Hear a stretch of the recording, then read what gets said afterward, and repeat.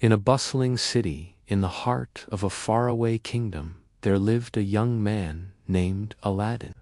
Now, Aladdin wasn't a prince or a noble, but despite his humble beginnings, he had a heart full of dreams and a spirit that couldn't be tamed. His best friend was a little monkey named Abu, and together they navigated the crowded streets, always one step ahead of the palace guards. Life was an adventure, but Aladdin couldn't help but wish for something more, something greater. One fateful day, a mysterious stranger arrived in the city.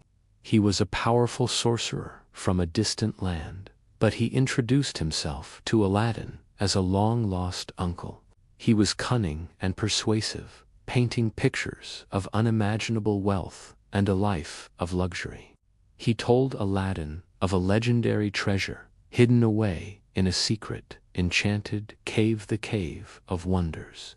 The sorcerer promised Aladdin riches beyond his wildest dreams, enough to change his life forever. All he had to do was retrieve one small item from the cave, an old, seemingly worthless oil lamp.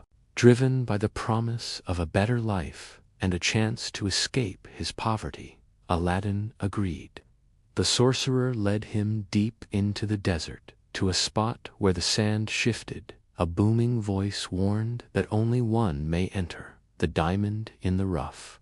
The sorcerer knew this was Aladdin. He gave Aladdin a protective ring and sent him down into the magical cavern, reminding him to touch nothing but the lamp. Inside, Aladdin and Abu were mesmerized. The cave was filled with mountains of gold coins, sparkling jewels, and priceless artifacts. It was a struggle to resist the temptation, but Aladdin remembered the sorcerer's warning. They navigated treacherous paths and avoided deadly traps, finally reaching a chamber where the old lamp sat on a pedestal, bathed in a single beam of light. Aladdin carefully picked it up, but just as they were about to leave, Abu couldn't resist snatching a giant ruby. Instantly, the cave began to collapse.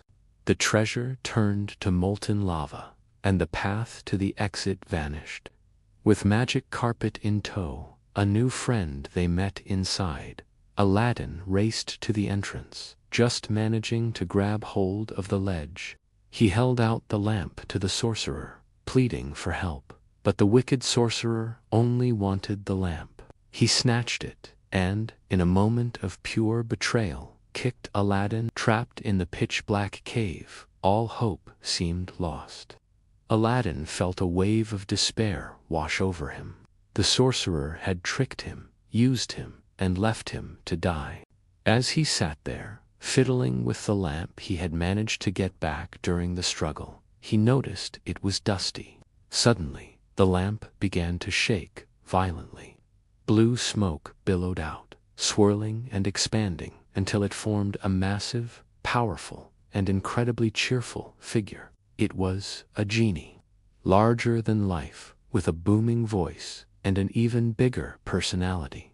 The genie declared that he was the servant of the lamp. He explained that he had phenomenal cosmic power, but an itty-bitty living space, and that he was bound to grant 3 wishes to whoever held the lamp. Aladdin could hardly believe his eyes. Was this real? In a state of shock and disbelief, he thought about his most immediate problem. For his first wish, he stammered, "I wish to get out of this cave." In a flash of magical energy, Aladdin, Abu, and the carpet were whisked away from their underground prison and transported back to the desert sands, safe and sound. Free at last, and now the master of a powerful genie, Aladdin's life was about to change in ways he had never imagined. He returned to the city, not as a poor street rat, but as someone with a secret weapon.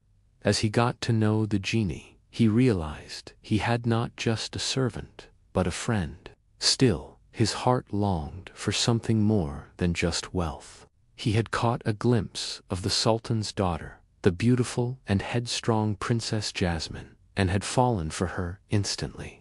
But the law stated that the princess could only marry a prince. So Aladdin came up with a plan. He would use his second wish to become a prince. He told the genie, "Genie, I wish for you to make me a prince." With a snap of his fingers and a whole lot of magical fanfare, the genie transformed Aladdin. No longer in rags, he was now Prince Ali Ababwa, adorned in the finest silks and jewels. The procession was a sight to behold, stunning everyone in the palace, including the Sultan and his Grand Vizier, Jafar. While the Sultan was impressed by Prince Ali's apparent wealth, Jasmine was not. She was tired of arrogant princes trying to buy her affection. She saw through the facade and wanted someone who understood her, someone who wasn't trapped by royal protocol. Aladdin, realizing his princely disguise wasn't working, decided to show her his true self, or at least a part of it. That night, he visited her on her balcony, not as a prince, but as the boy from the marketplace. He invited her for a ride on his magic carpet. As they soared through the night sky, high above the city and amongst the stars, they shared their dreams and frustrations. Jasmine felt a connection she had never felt before. For the first time, she saw the real Aladdin, the kind and adventurous young man beneath the princely clothes. And in that moment, under the moonlight, they fell in love. But danger was lurking. The evil sorcerer, who was none other than the Sultan's own trusted advisor, Jafar, had not given up on obtaining the lamp. He had been watching, and his jealousy and ambition knew no bounds. He craved the lamp's power for himself, to become Sultan and rule the world. Through his own dark magic, he figured out that the charming Prince Ali was, in fact, the very same street rat he had left for dead in the cave. One evening, Jafar sent his guards to capture Aladdin. They threw him, bound and gagged, into the ocean to drown. As Aladdin sank into the depths, he struggled to reach the lamp. Just in time, his hand brushed against it, and the genie appeared. Unbeknownst to Aladdin, the genie used the second wish to save him from drowning, bringing him back to the surface. But this also meant Aladdin now had only one wish left. Furious and more determined than ever, Jafar devised a new plan. He sent his parrot, Iago, to steal the lamp. Iago cleverly tricked Aladdin and snatched the lamp right from under his nose. With the genie now his servant, Jafar's reign of terror began. His first wish was to become Sultan. His second wish was to become the most powerful sorcerer in the world. He transformed the palace into a twisted version of its former self and held the Sultan and Jasmine captive. He then revealed Aladdin's true identity to everyone, humiliating him and banishing him to a frozen wasteland at the ends of the earth. But Jafar underestimated Aladdin's courage and his bond with his friends. With the help of the magic carpet, Aladdin raced back to the city for a final showdown. He found Jafar, gloating, trying to force Jasmine to be his queen. Aladdin knew he couldn't beat Jafar's sorcery with brute force. He had to use his mind.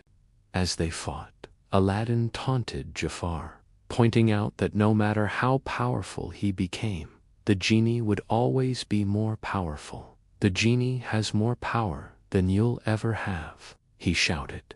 "He gave you your power, and he can take it away." Jafar's ego was his weakness. He fell right into Aladdin's trap. Consumed by his lust for ultimate power, Jafar used his final wish. "I wish," he bellowed, "to be an all-powerful genie." The magic swirled around him, transforming him into a colossal red genie. He reveled in his newfound phenomenal cosmic power. But he had forgotten one crucial detail. A genie is not a master, but a servant. As he celebrated his power, magical golden shackles appeared on his wrists. An old black lamp materialized beneath him, sucking him into its tiny, cramped space. Jafar was trapped, a slave to the lamp, for the next 10,000 years. With Jafar defeated, his evil spells were broken, and the palace returned to normal. Aladdin, holding Jafar's lamp, now had a choice. He could use his last wish to become a prince again and marry Jasmine. But he had learned a valuable lesson. He had learned the importance of honesty, humility, and being true to himself. He looked at the genie, who had become his closest friend, and knew what he had to do. He made his final wish. "Genie," he said, "I wish for your freedom." With those words, the shackles on the genie's wrists shattered. He was free, truly free, at last. The Sultan, moved by Aladdin's selflessness and courage, changed the law, declaring that the princess could marry whomever she deemed worthy. And as for Aladdin, he proved that you don't have to be royalty to be a hero. Sometimes, all it takes is a kind heart, a little bit of courage, and a friend or two. And they all lived happily ever after. Thanks for watching. Don't forget to like and subscribe for more stories.